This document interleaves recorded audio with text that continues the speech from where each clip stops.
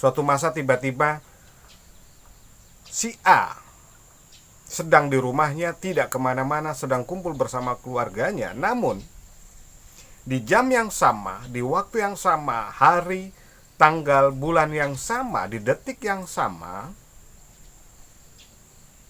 kawannya yang jauh memberitakan bahwa tadi aku melihat si A sedang berbelanja di pasar, tapi aku tanya, aku salam, tidak menjawab, hanya tersenyum. Hingga menjadi sebuah rasa kepenasaran yang tinggi.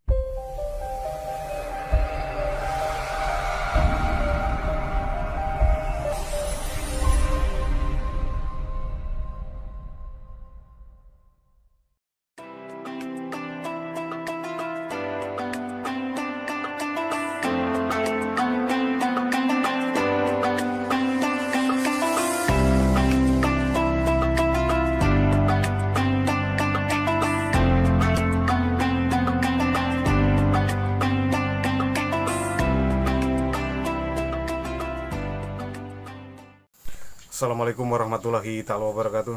Salam rahayu bagi sedulur beriman dimanapun berada. Semoga selalu dilindungi Allah subhanahu wa ta'ala, dilimpahkan keberkahan, rezeki, kesehatan, dan kebahagiaan lahir batin, selamat dunia akhirat, amin ya rabbal alamin. Baik, di kesempatan yang berbahagia ini saya akan mewedar kajian atau sebuah fenomena yang sering terjadi, menjadi perbincangan hangat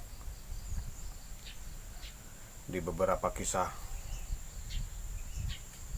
yang terangkum, fenomena yang sering disaksikan, terlihat atau dibaca oleh sedulur beriman. Soal fenomena time traveler atau lorong waktu. Time traveler atau lorong waktu sangat menarik untuk dikupas atau diwedar, karena berkaitan dengan salah satu sebab akibat dari hukum reinkarnasi. Ada beberapa golongan keyakinan soal reinkarnasi, namun juga ada beberapa golongan yang tidak mempercayai soal reinkarnasi. Namun kali ini saya tidak akan membicarakan atau membahas mengupas soal reinkarnasi. Insya Allah di episode yang akan di kesempatan yang lain akan dibedah soal reinkarnasi.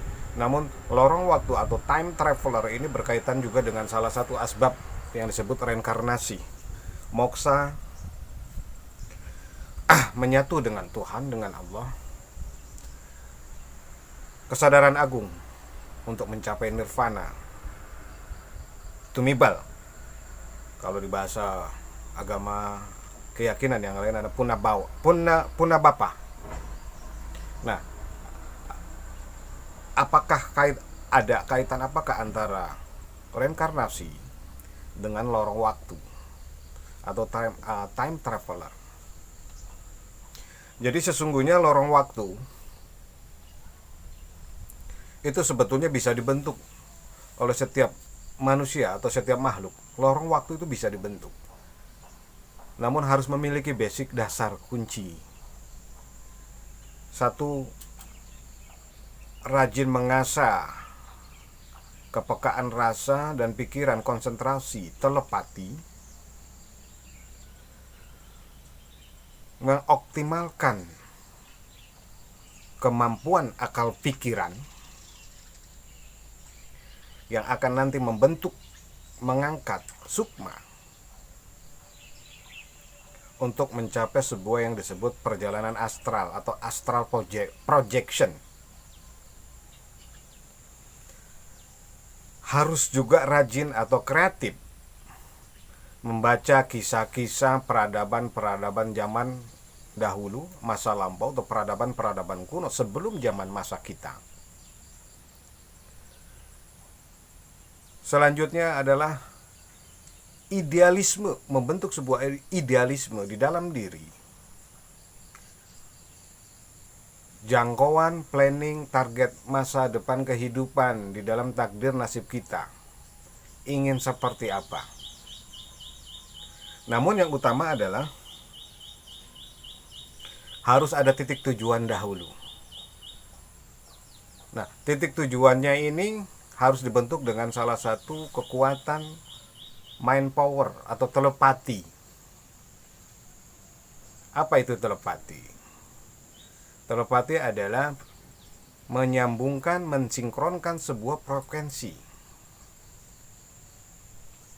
diri kita dengan alam semesta atau dengan seseorang. Baik, kita mulai dari hal yang sangat krusial atau sangat vital soal lorong waktu. Bagaimana menyikapinya, bagaimana mengolah, bagaimana mengasah, membentuk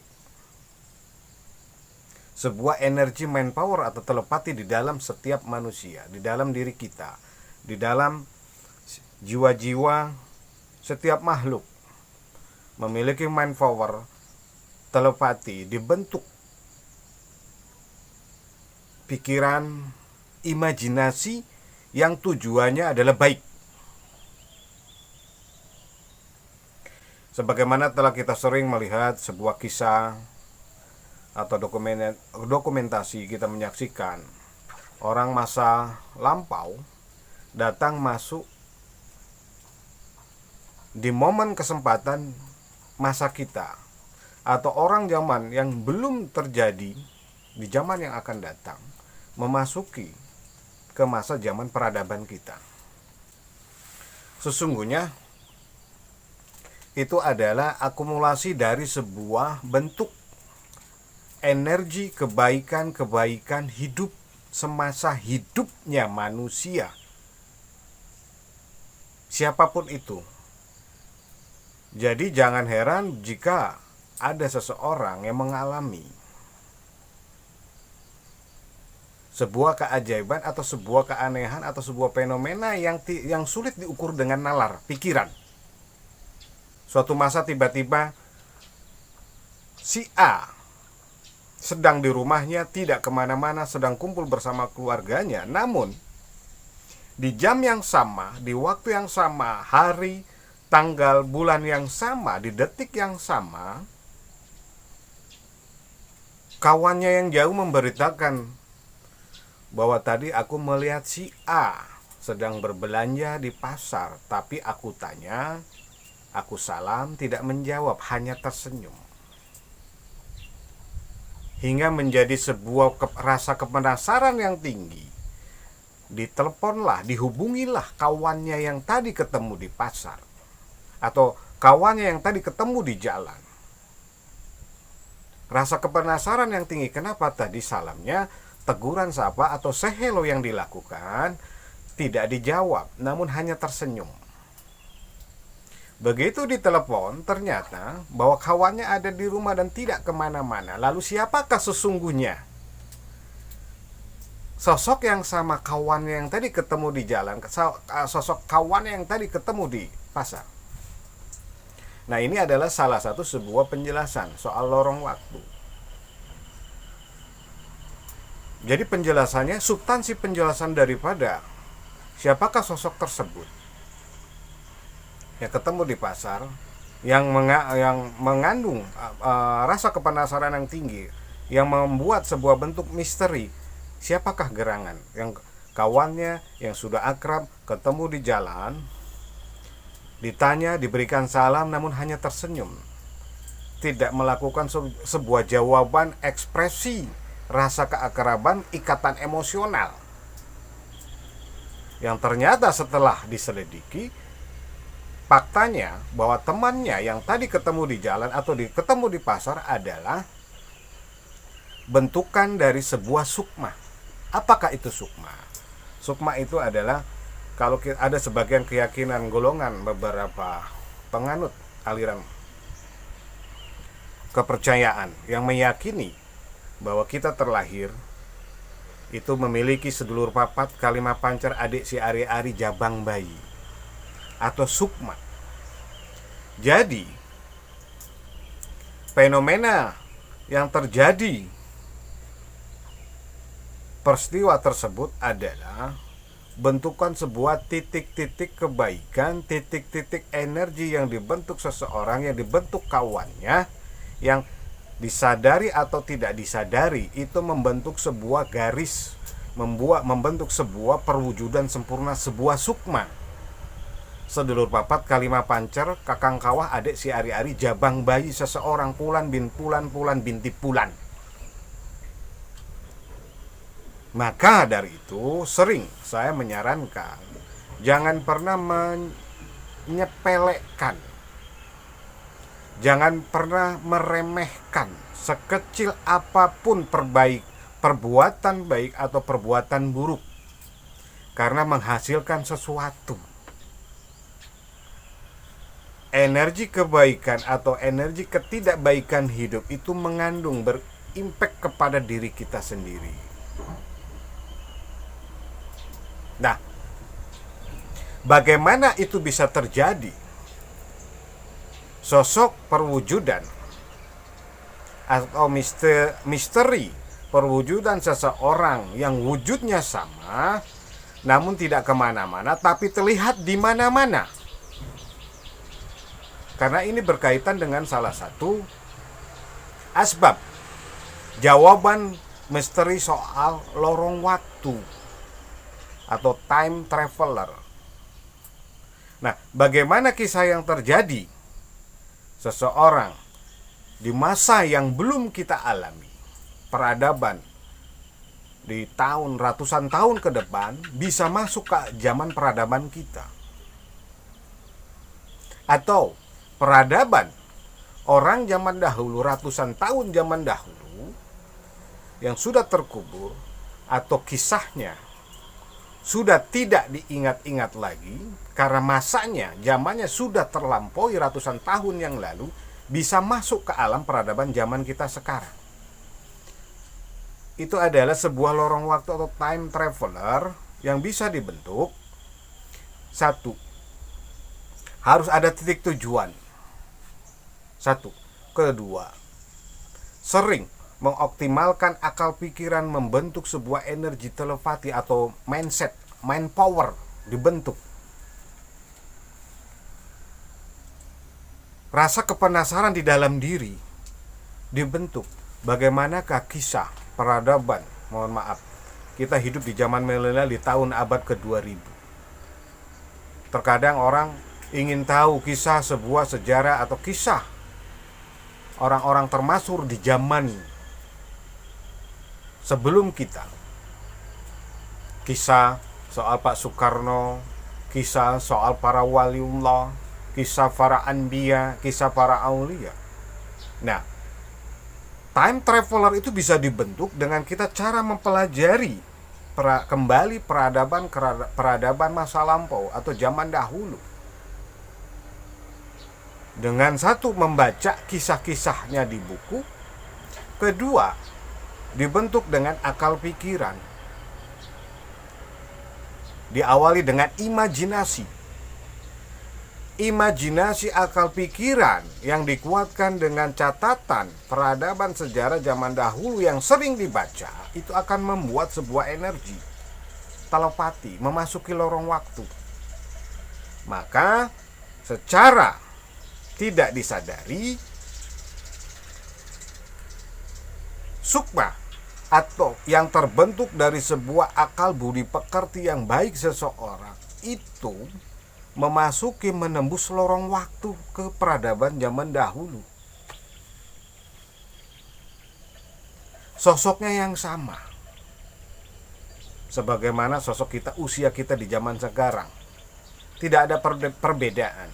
Namun ada sebuah keanehan peradaban zaman dahulu dengan peradaban zaman kita. Ada cara berpakaian, sikap, kepribadian, body language yang berbeda, juga adat kebiasaan yang berbeda. Lorong waktu, lubang cacing, time traveler bisa dibentuk oleh siapapun dengan sering mengasah, mengoptimalkan energi mind power. Satu. Kedua, memiliki idealisme kebaikan atau planning kebaikan hidup di dalam dirinya. Apa yang belum tercapai, apa yang belum dilakukan. Jadi fenomena yang terjadi seorang di masa yang akan datang yang belum terjadi, atau orang zaman dahulu masuk ke peradaban kita dengan terbuktikan sebuah dokumentasi. Ada sebuah misteri, ada sebuah keanehan. Siapakah gerangan manusia tersebut yang di dalam foto? Seperti time traveler, orang di zaman yang berbeda tapi memasuki di zaman kita yang sekarang. Itu adalah perwujudan dari sebuah energi kebaikan hidup dibentuk seseorang. Kebajikan hidup, kebijaksanaan hidup yang dibentuk seseorang. Memang hal ini akan sulit dicerna secara ilmiah atau sains, karena fenomena tersebut hanya bisa dirasakan oleh setiap masing-masing individu yang mengalaminya dan sulit untuk dibahasakan. Namun saya di kesempatan yang mulia ini ingin memberikan sedikit gambaran bahwa lorong waktu time traveler bisa dibentuk dengan sering kita menggunakan kekuatan energi telepati, mind power. Contoh, kita sering melamun, membayangkan keadaan sosok kehidupan kita.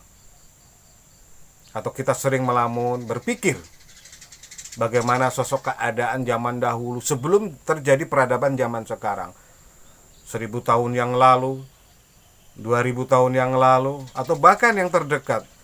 Bagaimana kisah keadaan zaman peradaban orang tua sebelum kita. Itu salah satu basic dasarnya. Kita pikirkan, kita hayati, kita renungkan. Atau juga sesuatu pertanyaan-pertanyaan batin setiap individu. Bagaimana Allah Subhanahu wa taala Azza wa Jalla menciptakan alam semesta ini yang kita tidak tahu asal muasalnya. Tahu-tahu kita terlahir sudah sebesar ini.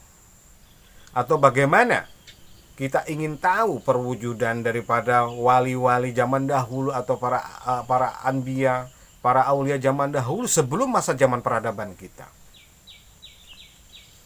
Jadi, seseorang jika sedulur beriman sering menemukan seseorang yang bisa melihat keadaan masa depan. Kalau bahasa manusia zaman sekarang bisa menerawang, melihat sesuatu. Atau kalau bahasa sebagian daripada suku budaya kita di Nusantara ini, ada yang menganut membahasakan wuruh sedurunge winoro, mengetahui apa sesuatu yang belum terjadi, atau meramal. Sesungguhnya itu bahasanya meramal, tapi sesungguhnya basicnya adalah lorong waktu, menembus peradaban, kejadian titik-titik di masa yang akan datang, di beberapa masa yang belum terjadi, dimasuki lorong waktunya hingga dibentuk sebuah pesan kebaikan, kebajikan hidup. Harus seperti apa kita hidup supaya tidak terjadi seperti itu, harus seperti apa kita hidup supaya target kebaikan, kebajikan hidup itu terwujud. Jadi artinya lorong waktu bisa terjadi oleh setiap manusia, namun harus memiliki titik tujuan kebaikan hidup, basic utamanya. Kedua, sering mengoptimalkan mind power, telepati. Nah, hasil daripada impact kita rutinitas melakukan mengasah energi mind power, pikiran yang positif tersebut akan membentuk sebuah energi yang sangat besar, yang akhirnya kita bisa memasuki fase-fase segala macam peradaban. Bahkan bisa melihat masa lalu, kejadian yang terjadi di saat kejadian peradaban masa lalu, ribuan tahun yang lalu akan terlihat. Tapi dengan syarat, dengan catatan, kita sebagai manusia yang beriman, kita sebagai manusia yang beragama, kita manusia yang memiliki akal budi pekerti, selalu dijaga pikiran kita yang positif, hati kita yang bersih. Karena itu substansi, syarat yang utama. Tanpa itu tidak akan bisa mengalami sebuah peristiwa fenomena lorong waktu. Jadi lorong waktu memang sulit dilogikakan, sulit diilmiahkan, namun itu sering terjadi.